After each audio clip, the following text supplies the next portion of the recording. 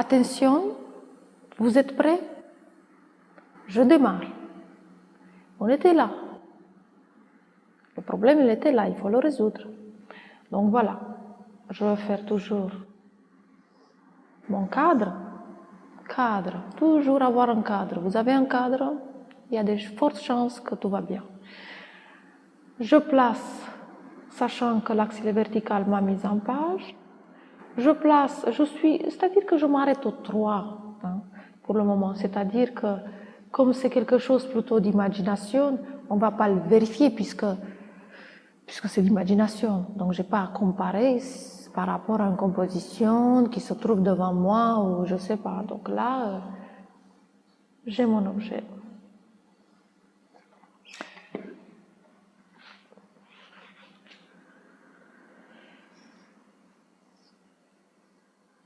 Je fais exprès de le faire plus fin puisque comme ça vous pouvez vous rendre compte comment je m'y prends.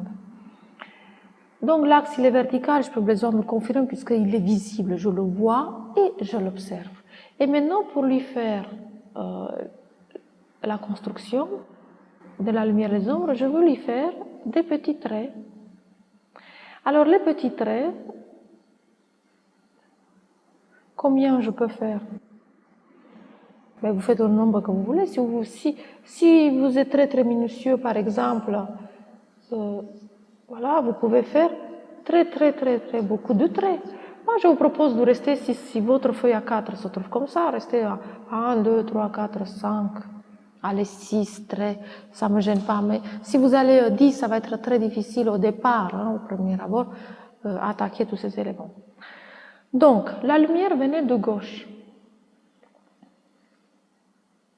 Donc forcément, il y avait une partie éclairée, une partie foncée. L'objet n'était pas plat, donc il était arrondi. Donc s'il était arrondi, je vais confectionner un mini cylindre et vous imaginez que la lumière vient de votre gauche. Très bien. Et bien la partie la plus éclairée, c'est impossible de la voir. Je vous l'apprends, c'est sûr que je peux tout de suite vous mettre la lumière, la vraie lumière pour voir. Je fais exprès de ne pas vous le donner parce que l'objectif de ce travail en pédagogie, c'est justement de travailler par comment je peux appliquer la logique. C'est une logique, c'est vraiment une logique. C'est pour cela qu'au départ, je vous ai dit, ne pas faire ce qu'on croit voir, faire ce qu'on sait, faire ce qu'on a compris. Vous vous souvenez? Et je suis toujours la même. Je place la lumière à gauche. Je réfléchis. Je me dis l'objet il est arrondi. Donc la partie la plus lumineuse, elle va exister seulement que sur... Oh, j'ai pas fait la ligne verticale. Bon, à peu près. Seulement sur cette partie. Donc la partie blanche, si je peux dire, elle va se trouver seulement sur un côté. Le reste, c'est une illusion optique, ce que vous verrez à un moment donné. Croire que cette partie, elle est claire, qu'elle est blanche, ce n'est qu'une illusion optique. Car par la logique, la partie la plus éclairée se trouve ici. C'est tout. Donc forcément, ça veut dire que moi, si mon objet il est blanc, je dirais, je n'ai pas peur parce que j'ai compris des choses. Et alors, j'applique mes 45 degrés sur toute la surface.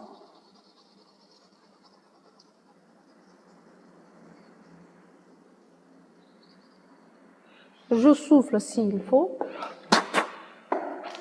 Et je compte un petit peu mes espaces. 1, 2. Et je m'arrête là. Je vous dirai pourquoi. Et je me dis, je vais faire des dégradés. Forcément, la lumière, comme elle est située de là, j'aurai un dégradé. Donc, à partir de deuxième ligne de construction,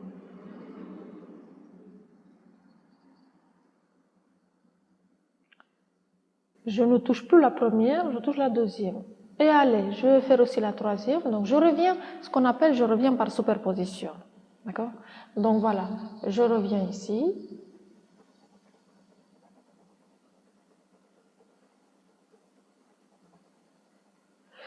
Donc, je ne sais pas si vous observez, l'objectif, c'est de travailler vraiment la subtilité. Attention, on est dans la subtilité. On n'est pas dans le contraste. Ensuite, normalement, on peut compter la quatrième case, mais bon, si vous voulez, on va le compter la quatrième case. Mais vous verrez que vite, on va changer des chiffres.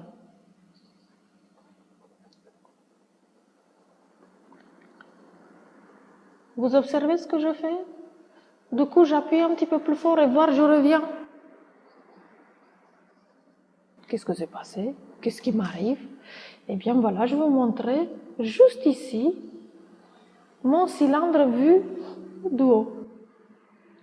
Vous avez eu la lumière qui venait de votre gauche. Alors, la partie la plus éclairée, elle se trouvait ici.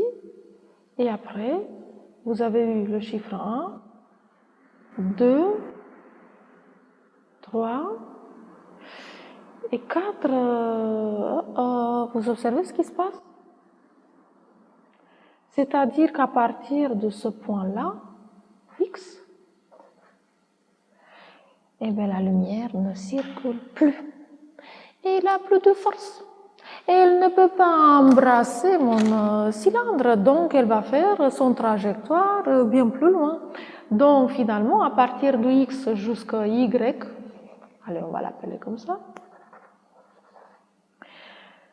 je ne suis plus dans source de lumière, donc je suis dans une partie de ombre. Et à partir de 3, je entre dans un contraste.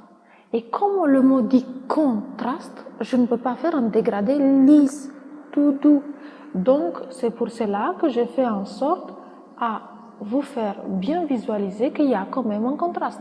Donc, si je dois l'imaginer, les petites traits de construction que j'ai fait, comme un sort de petites marches, en fonction de comment la lumière monte, et elle passe dans l'ombre, voilà comme je veux compter. 1, 2, 3, je ne peux pas faire 4. Non, je ne peux pas faire parce que ce n'est pas un dégradé, je vous avais dit. Dégradé, c'est une subtilité plus accentuée, moins accentuée, mais là, je rentre dans le contraste. Donc, je ferai 5. Je saute un chiffre. Donc, je mettrai ici 5 parce qu'il se passe un contraste. Et après, je continue 6, 7, et voilà. Donc, ça veut dire, si je refais pour revisualiser mes lignes de construction, parce que c'est important quand même, parce que c'est un travail d'exercice, de construction. Donc, je reviens par superposition seulement sur le 6. Je reviens par superposition seulement sur le 7. En gardant tout le temps le même sens. Vous avez observé, je garde toujours le même sens. Attention, je vais récupérer ma gomme. Très bien, je l'ai récupérée. Et voilà, très très délicate, n'est-ce pas, comme je suis. Je vais vite enlever ce qui était à l'extérieur. Donc finalement, j'obtiens 1, 2, 3, 5, 6, 7 et 8. Est-ce que c'est bien ça?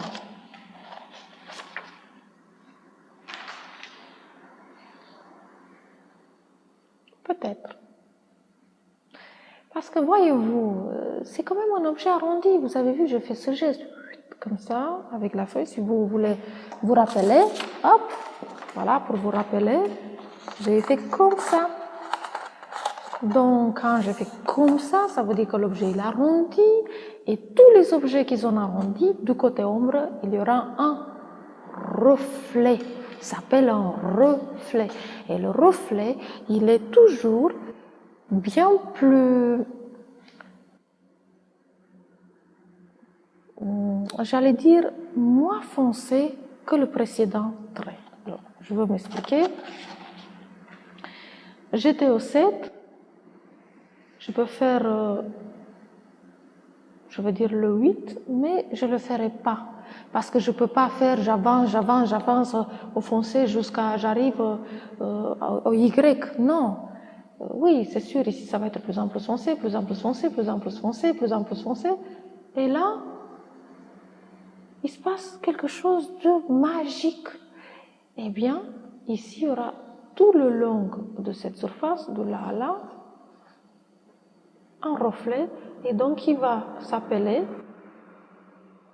6,5, c'est-à-dire que je reviens à la nuance précédente et je le ferai ni comme le 6 ni comme le 7 entre les deux, donc il y aura une partie un petit peu plus lumineuse. Attention, ce que j'ai fait là, j'ai effacé un tout petit peu en tamponnant avec le doigt la dernière partie, mais très très subtile. Mais vous m'avez pas vu ce que j'ai fait là, puisque je suis une très grande magicienne. J'ai utilisé la gomme et en silence, j'ai effacé mon doigt pour lui enlever le surplus de ce qu'il peut avoir sur mon doigt. Et ensuite, j'ai utilisé mon doigt comme une gomme. Parce que si, par exemple, j'ai utilisé la gomme c'est comme la gomme, elle aspire. Alors donc, voilà, qu'est-ce que j'aurais pu risquer de l'utiliser si j'ai utilisé.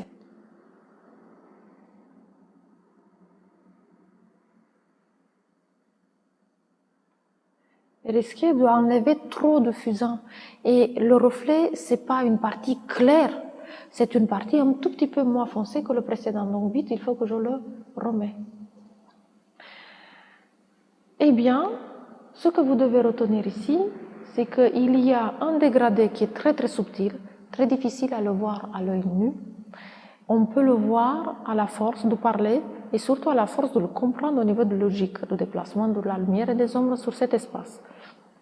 Et à partir du 5, eh bien, tout va continuer jusqu'à rejoindre le reflet qui se trouve toujours du côté ombre.